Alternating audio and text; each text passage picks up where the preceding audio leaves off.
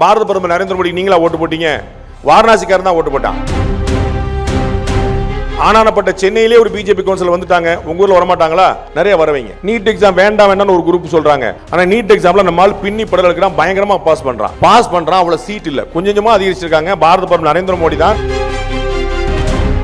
நரேந்திர மோடியை தவிர வேற யாருமே ரோல் மாடலா இருக்க வேண்டிய அவசியமே இல்ல. அவரை விட பெஸ்ட் ரோல் மாடல் கிடையவே கிடையாது. யங்ஸ்டர்ஸ் எல்லாம் விஜய் பக்கம் போயிருவாங்கன்னு கவலைப்படுறீங்கல்ல. எங்க அண்ணன் மோடி 10 வருஷத்துக்கு முன்னாடி பரீட்சா பே சர்ச்சான்னு ஆரம்பிச்சார். பரீட்சா பே சர்ச்சா வேற ஒண்ணும் இல்ல, அந்த பக்கம் பரீட்சா, இந்த பக்கம் இப்படிக்கா. அத அன்னைக்கே செஞ்சிட்டாரு. அத பார்த்து தான் தமிழக முதலமைச்சர் கிளம்பிட்டாரு. இப்ப லேப்டாப் எது கொடுத்தாங்க? இப்போ ஏப்ரல் மேல வந்து நம்மளுக்கு எலெக்ஷன் ரிசல்ட்ஸ்லாம் வந்து முடிஞ்சு மேல ரிசல்ட் வந்துடும். ஏப்ரல்ல போலிங். ஹங் பார்லிமெண்ட்னு வந்துருச்சுனாக்க, பிரசிடென்ட் ரூல்னு ஒன்று வந்துருச்சுனாக்க, ஒன் நேஷன் ஒன் எலெக்ஷனுக்கு சான்ஸ் இருக்கா? இப்போதான் சொன்னேன், நியூசிலாந்து தோத்து, பாகிஸ்தான் தோத்து, ஆப்பிரிக்கா தோத்துட்டா இந்தியா ஆட்சிக்கு வந்துருமாங்கிற மாதிரி உட்காந்துருக்கு. அது ஹங் பார்லிமெண்ட், அதெல்லாம் எதையுமே யோசிக்கீங்க. 234 தொகுதியில் பாஜக கூட்டணி வெல்லணுங்கிற சிந்தனையோட போங்க. நடக்குது நடக்கல, ஆண்ட விட்ட வழி. ஆனா முயற்சியிலே அது இல்லாம அப்படி வந்து ஹங் அசம்பிளி வந்து ஆட்சியை கலைச்சு கவர்னர் ரூல் வந்து RN ரவி நல்லாட்சி கொடுத்து அப்புறம் பிஜேபி. ஏன் பாஸ், ஏன் 50 தொகுதி உங்களுக்கு கிடைச்சுன்னா 48 MLA கூட போங்க. நீங்க நினைக்கிறதா அசம்பிளி. முதல்ல பாரதியார் சொன்ன மாதிரி, விவேகானந்தர் சொன்ன மாதிரி, பெரிதினும் பெரிது கேள் கனவு காணுங்க. முதல்ல கனவையாவது பெருசா காணுங்க பாஸ், அதையாவது பெருசாக காணுங்க. உங்களுடைய ஆட்சிக்கு வரும், நீங்க உங்களுடைய கட்சி கூட்டின ஆட்சிக்கு வரும். முதல்ல தயவுசெய்து நீங்க நம்புங்க. மக்கள் நம்பினா கூட நீங்க விட மாட்டேங்க போல தெரியுது. நீங்களே போற பக்கம் வந்து சார் விஜய் ஆட்சிக்கு வந்துருவார் தான் கேட்பீங்க போல தெரியுது. சார், இப்போ தமிழக முதல்வர் வந்து நேற்று ஒரு திட்டத்தை அறிவிச்சிருக்காரு, கனவு காணுங்கள் நனவுன்னு சொல்லிட்டு. ஏற்கனவே விடியலை தந்து 5 வருஷம் ஆட்சி செஞ்சிருக்காரு. இப்போ இவர் அனௌன்ஸ் பண்ண அந்த கனவு திட்டம் எப்படி இருக்கும் அப்படிங்கிறது மட்டும் கொஞ்சம். டிஎம்கேவுடைய கனவு திட்டம் என்ன ஆக போகுதுங்கிறத விட்டுருங்க. டிஎம்கே இன்னும் அவங்களுடைய பண்டோரா பாக்ஸை ஓப்பன் பண்ணவே இல்லை. அதை ஞாபகம் வச்சுக்கோங்க. அவர்களுடைய தேர்தல் அறிக்கையும் அவர்களுடைய இலவச அறிவிப்புகளும் உங்க வீட்டிலேயே ஓட்டையை போட்டுரும், ஆட்டையை போட்டுரும். அந்த அளவுக்கு அவங்க பயங்கரமா ஸ்ட்ராங்கான விஷயங்களை உள்ள வச்சிருக்கிறாங்க. நீங்க கடுமையான களப்பணி ஆற்றாமல் விஷயம் சுலபமாக நடக்க போவதில்லை. உங்கள் கனவை சொல்லுங்கள் அப்படிங்கிறதுலாம் வெறும் ஆப்பு, சரிங்களா? வெறும் ஆப்பு, அது ஸ்கீமு. அவங்க தேர்தல் அறிக்கை மற்ற விஷயங்களையும் பாருங்க. எலெக்ஷனுக்கு முன்னாடி அவங்க என்னெல்லாம் செய்ய போறாங்க பாருங்க. பாஜக போலவே 234 தொகுதியிலையும் 365 நாள்லையும் எலெக்ஷன் மோட்லேயே இருக்கக்கூடிய ஒரு கட்சி திமுக. அதை ஞாபகம் வச்சுக்கோங்க. திமுக 24 மணி நேரம் எலெக்ஷன் மோட்ல தான் இருப்போம். அவர்கள் இன்னும் நிறைய விஷயங்கள் வச்சிருக்காங்க. கனவு திட்டத்தை பற்றி கவலைப்படாதீங்க, இன்னும் பல திட்டம் வச்சிருக்காங்க. அதை எதிர்கொள்வதற்கு ஒரே வழி நீங்கள் களப்பணி ஆற்றுவதுதான். அடுத்தவங்க ஒரு ஆள் ஒரே ஒரு கேள்வி சார், ஒரே ஒரு கேள்வி. உள்ளாட்சி எலெக்ஷனில் வந்து மற்ற ஆட்சி வரும்போது பொதுமக்கள் ஓட்டு போட்டு சேர்மன் மற்றபடி மேயரெல்லாம் தேர்ந்தெடுக்கிறாங்க. ஆனால் திராவிட முன்னேற்ற கழகம் வரும்போது கவுன்சிலர்கள் மட்டுமே ஓட்டு போட்டு தேர்ந்தெடுக்கிற மாதிரி ஒரு சிஸ்டத்தை கொண்டு வர்றாங்க. அதனால என்ன கேட்டுச்சு? இப்ப எம்எல்ஏக்கெல்லாம் சேர்ந்து முதலமைச்சரை கொண்டு வரலாம், எம்பிக்கெல்லாம் சேர்ந்து பிரதமரை கொண்டு வரலாம். பாரத பிரதமர் நரேந்திர மோடி நீங்களா ஓட்டு போட்டீங்க? வாரணாசிக்காரன் தான் ஓட்டு போட்டான். புரியுங்களா? அவர் எம்பி தான். அவர் வந்து அந்த எம்பிக்கெல்லாம் சேர்ந்து தலைவராக தேர்ந்தெடுப்பார். அதில் ஒரு ப்ராப்ளம் இல்லை. அந்த சிஸ்டம் இந்த ஓட்டே உள்ளாதவன் என்ன ஓட்டே உள்ளாதவன் என்ன சொல்லுவாங்கன்னா, இந்த சதவீத அடிப்பில் விகிதாச்சார அடிப்படை அப்படி சொல்லிட்டே இருப்பாங்க. நீங்க என்ன சிஸ்டம் இருக்குதோ அதில் வெல்வதற்கான வழியை பாருங்க. எம்எல்ஏக்கெல்லாம் சேர்ந்தெடுத்தா வந்து முதலமைச்சர் ஆக முடியும், கவுன்சிலர்லாம் சேர்ந்து தேர்ந்தெடுத்தா மேயர் ஆக முடியும். நீங்க நிறைய கவுன்சிலர் வச்சுக்கோங்க. ஆனானப்பட்ட சென்னையிலே ஒரு பிஜேபி கவுன்சிலர் வந்துட்டாங்க. உங்க ஊர்ல வரமாட்டாங்களா? நிறைய வரவைங்க. நன்றி. நம்ம யூனிவர்சிட்டிஸ்லாம் நல்லா அப்கிரேட் பண்ணிட்டோம், எல்லாமே பண்ணிட்டோம், நிறைய விஷயங்கள்லாம் நிறைய இம்ப்ரூவ்மெண்ட்ஸ் பண்ணிட்டோம். இருந்தாலும் நம்ம ஸ்டூடெண்ட்ஸ் பார்த்திங்கன்னா உஸ்பெக்கு, கசகிஸ்தான், பேர் தெரியாத உக்ரைனு, ஈரானு அங்கெல்லாம் போய் படிக்கிறதுக்கு போகிறாங்க. அதுதான் இப்போ ஒரு பெரிய இதாக இருக்குது. இப்போவும் பார்த்திங்கன்னா இப்போ ஈரானில் கலவரம், நம்ம இப்போ இந்தியன்ஸ் எல்லாம் சேவ் பண்ணணும். அது ஒரு பெரிய நேஷ்னல் இதாகவே நம்ம எடுத்து போய் நிறைய பேரை சேவ் பண்ணிட்டு வர வேண்டியதாக இருக்குது. இது காரணம் என்னவா இருக்கும்? ஏன்னா நம்ம இவ்வளோ இம்ப்ரூவ்மெண்ட்ஸ் இருக்கு, நிறைய பெர்ஸ்பெக்டிவ் என்னவா? நிறைய படிக்கிறாங்க, நல்லா படிக்கிறாங்க. நீட் எக்ஸாம்ல 1 லட்சம் பேர் பாஸ் பண்றாங்க. அவ்வளோ சீட்டுக்கு எங்க போறது?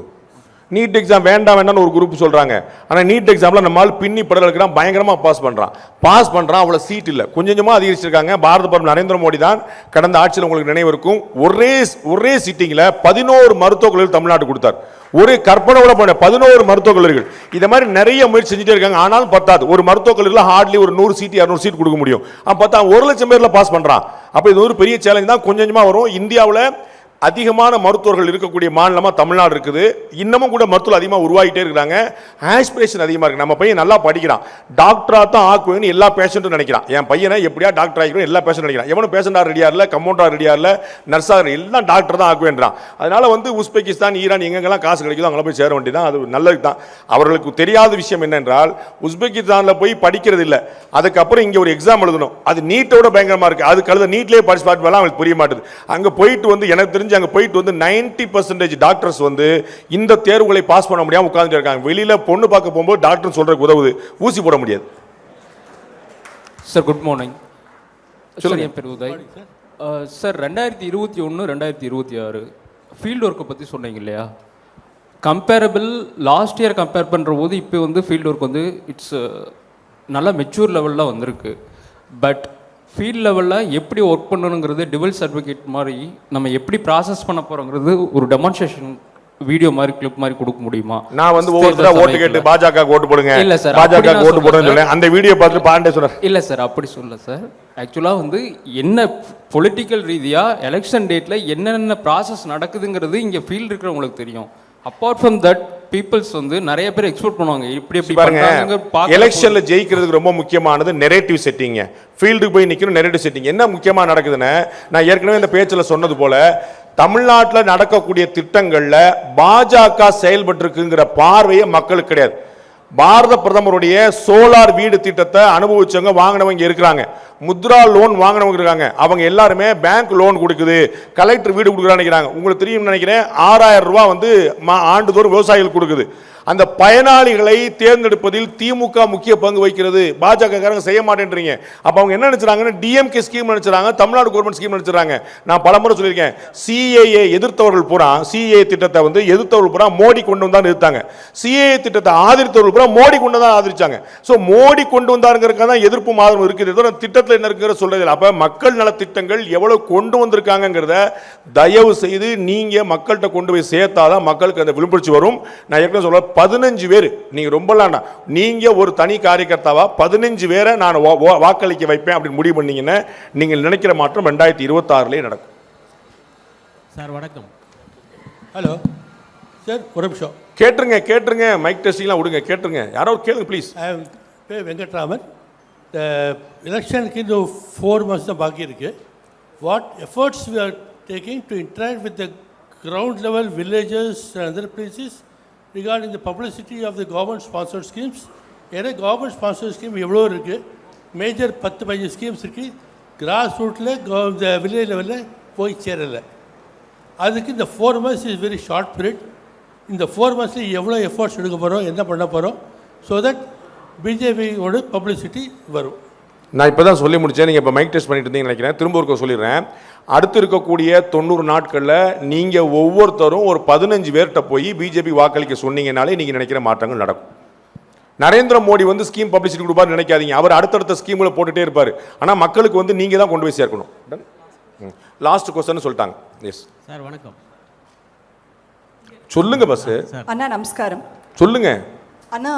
இப்போ இருக்கக்கூடிய சூழ்நிலையில் குழந்தைகளுக்கெல்லாம், அதாவது ஓட்டு போடக்கூடிய தகுதி இருக்கக்கூடிய குழந்தைகள் எல்லாருமே ஆக்டர்ஸ் பின்னாடி இருக்கிறதுனால நிறைய ஓட்டு டைவர்ட் ஆகிறதுக்கு வாய்ப்பு இருக்குது. ஸோ இப்போ யங் ஜென்ரேஷனுக்கு எப்படி நீங்கள் வழிகாட்டணும்னு சொல்கிறீங்க? அவங்க மைண்டில் ரொம்ப டீப்பாக இருக்குது. உங்களுக்கு தேவை, இந்த இந்தியாவிலேயே அரசியலில் ஈடுபட விரும்புபவர்களுக்கு நரேந்திர மோடியை தவிர வேற யாருமே ரோல் மாடலாக இருக்க வேண்டிய அவசியமே இல்லை. அவரை விட பெஸ்ட் ரோல் மாடல் கிடையவே கிடையாது. யங்ஸ்டர்ஸ் எல்லாம் விஜய் பக்கம் போயிடுவாங்கன்னு கவலைப்படுறீங்கல்ல. எங்கள் அண்ணன் மோடி 10 வருஷத்துக்கு முன்னாடி பரீட்சா பே சர்ச்சான்னு ஆரம்பித்தார். பரீட்சா பே +2 படிக்கிற பிள்ளைகளுக்கு பூரா தேர்வு. 10 வருஷம் முன்னாடி +2 எழுதுனவன் இன்னைக்கு என்ன பண்ணிட்டு இருப்பான்? அவனுக்கு 23 வயசாக இருக்கும். 5 வருஷமா ஓட்டு போட்டுருப்பான். அன்னைக்கே அந்த ஓட்டை எடுக்கிறதுக்காக தான் தலைவர் அங்கே பேசினார். பரீட்சா பே சர்ச்சா வேற ஒன்றும் இல்லை, அந்த பக்கம் பரீட்சா, இந்த பக்கம் இப்படிக்கா, அதை அன்னைக்கே செஞ்சிட்டாரு. அதை பார்த்து தான் தமிழக முதலமைச்சர் கிளம்பிட்டாரு. இப்போ லேப்டாப் எது கொடுத்தாங்க? லேப்டாப் எது கொடுத்தாங்க? 20 லட்சம் பேர் லேப்டாப் கொடுப்போம் அப்படின்னாங்க. இந்த கனவுகள் திட்டம் சொல்றாங்க, உங்களின் முதல்வன் நான் முதல்வன், எதுக்கு? ஃபுல்லா ஃபோக்கஸ்ட் ஆன் யங் ஜெனரேஷன். இதை ஓபன் பண்ணி விட்டவர் நரேந்திர மோடி. பார்த்தீங்கன்னா நம்ம நார்மலாக பார்த்தீங்கன்னா விஜய் டிவியில் ஒரு புறாம ஆரம்பிப்பாங்க, அதை பயங்கரமாக காஸ்ட் செலவழித்து சன் டிவியில் பெரிய புறாம ஆக்கி விட்டுருவாங்க. ஆரம்பிச்சது விஜய் டிவியாக இருக்கும், ஆனால் ஹிட் கொடுத்தது சன் டிவியாக இருக்கும். அது மாதிரி பிஜேபி ஆரம்பிக்குது, அதை பிரமாதமாக யூஸ் பண்ணுறது டிஎம்கேவாக இருக்குது. நீங்கள் தான் அதை யூஸ் பண்ணுன்றேன். அப்போ இளைய தலைமுறைக்கு நீங்கள் கொண்டு போய் சேர்க்கணும். நாடு நல்லா இல்லை, நாடு உருப்படலை, ஒன்றும் சரியில்லை, இளைஞர்கள் பூரா பாலா போயிட்டாங்கன்னு சொன்னால் பிரயோஜனம் இல்லை.